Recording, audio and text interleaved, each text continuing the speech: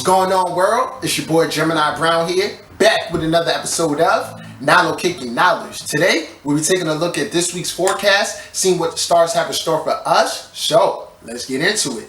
As always, shout out to all the Cancers celebrating birthdays this week. Pay close attention to this energy as it'll be with you all year. Now, I'm digging the energy for this week.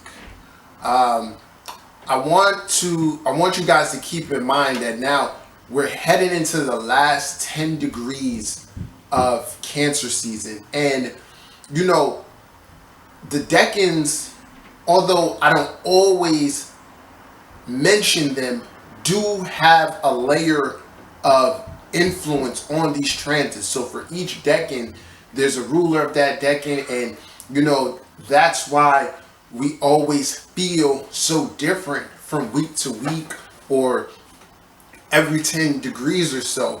And being that I'm quite a Neptunian person, I'm always more in tune when energy transits the decan in which Neptune rules. And in this case, Neptune rules the third decan of Cancer.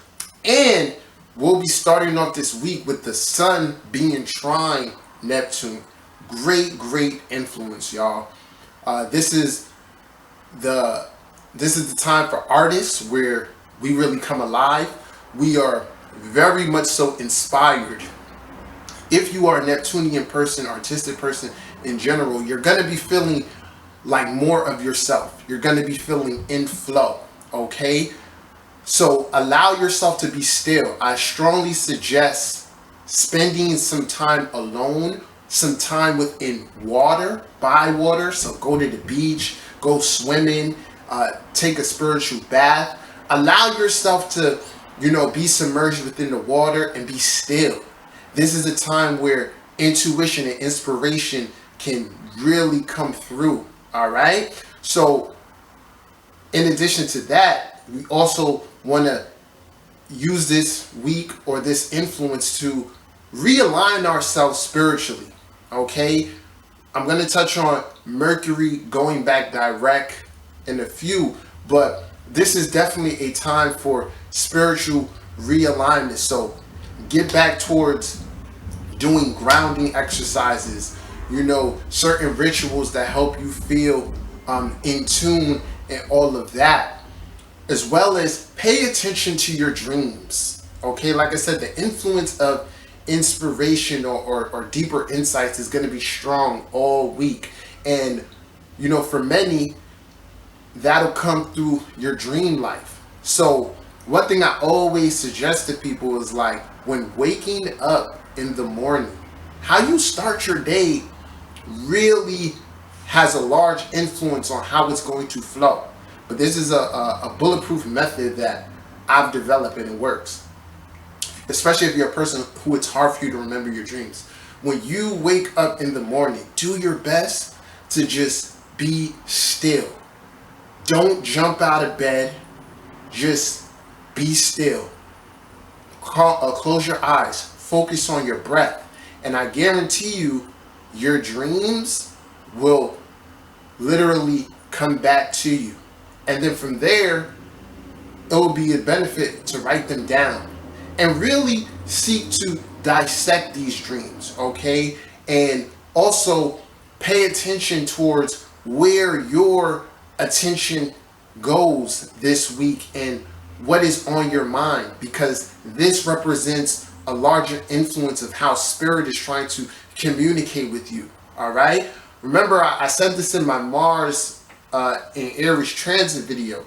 This month, while Mars is not in harsh aspect and is kind of just flowing through Aries, whatever intuitively comes to mind are things that you need to pursue. So do your best not to second guess any insights that you may receive. So this is a time in which our perception and the floodgates of the other realms are really open. Okay, so you really want to do that. And like I said, for all my artists, take advantage. Force yourself to create. It'll be some of the best stuff that you come up with, because with the presence of water here, water being emotions, it can really be healing, and we get a better handle on certain things that have been flowing through us, okay? And that leads me to my next point. Mercury back direct. And feel free to chime in and let me know how this retrograde has been for you guys in particular. I think because of the influence of the other retrograde planets and this being in water, it was really like floating. I really felt like I was floating these last couple of weeks. As much as I wanted to be present and grounded, I needed to acknowledge, like, hey man, just reflect and see what comes about, and allow yourself to be led and to greater understanding. All right. So I know for me personally, these last few days, I can already feel Mercury back direct. It still will be in the shadow phase, but there should be a release of a lot more mental energy and the ability to communicate things that we were harboring in before. So that's why I said with the Neptunian influence with the sun this week is going to be an ideal time for creative expression and just saying how you feel. So what you want to do is bring these feelings to the front, acknowledge them, look at what was on your mind during this retrograde and what relationships need to be mended or put into a different perspective, and allow yourself to just, flow. All right. But going forward, this is, like I said, going to be a release of more mental energy, and especially for Mercury ruled people, you should be feeling a lot more in tune or direct, like knowing what you want to do. And this lines up well with this Mars and Aries. Okay. So then, speaking of Mars and Aries is in sextile range towards Venus in Gemini. Yes, Venus is still in Gemini, and I don't know about y'all, but I'm loving every moment of it. It's just been great. As you know it, I started a new series on Venus, Venus and dating advice. So if you haven't seen that, check it out. Got more episodes coming. But Mars is in sextile range with Venus, and although we're on the waning side of this moon cycle, leading up to the next new moon, we can feel the urge to want to be productive, right? And normally I would tell you, like, don't start anything new. And I'm actually still kind of telling you to do that. But because of this alignment of air and fire, you want to take the correct action. Like if you get an idea, so this influence can really bring to the surface ideas that you want to pursue going forward. Right now, the best way to take advantage of this energy, instead of directly attacking the thing, is to plan it out. Okay? Be conscious of what it is that you want to do and create a plan, because Mars in Aries has the desire to take action and to get things done, but it may not always know exactly how to do it. It's kind of like, it's like a car that's going one speed, right? You want to train this Mars in Aries to tap into different energies, particularly of the cardinal signs, to get the most out of it. So with Mars sextile Venus, the presence of ideas will be strong, and you should really plan these out. Take a step-by-step approach. Talk about it with others. Get their input or feedback, which can, further add inspiration towards the particular endeavor that you want to pursue. Okay? As far as social energy, this is great for that. This week can be a great time to get out and just enjoy ourselves with others, loved ones, do some hands-on activities, but at the same time, we're learning through action. Okay, Venus sextile Mars in this position is learning through action. So that's why I'm saying, rather than just kind of, oh, I'm going to wait to do this, take action, but do it strategically. Understand you're not going to conquer the world in one day, but rather allow yourself to learn through the experience of doing.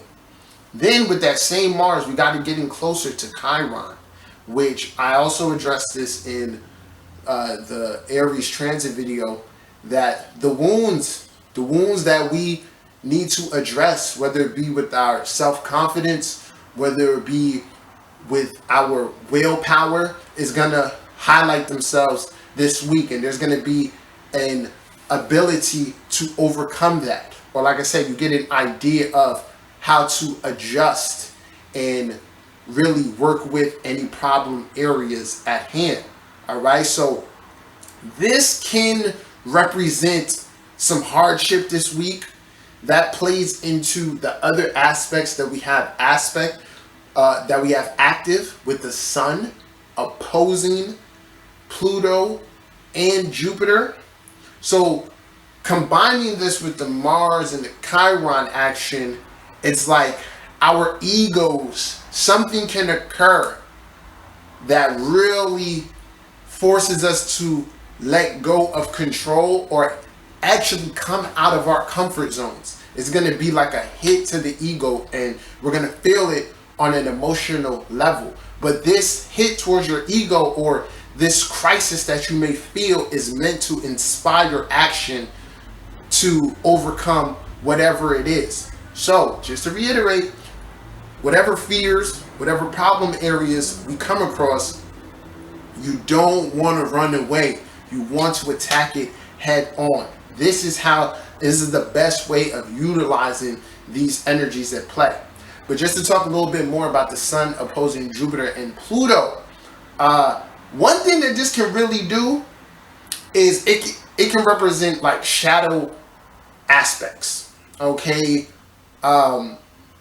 wanting something and being willing to do whatever it is to obtain that thing. So depending on where this is occurring for you, you can be placed in positions in which you're willing to manipulate someone or something to get what you want, or vice versa.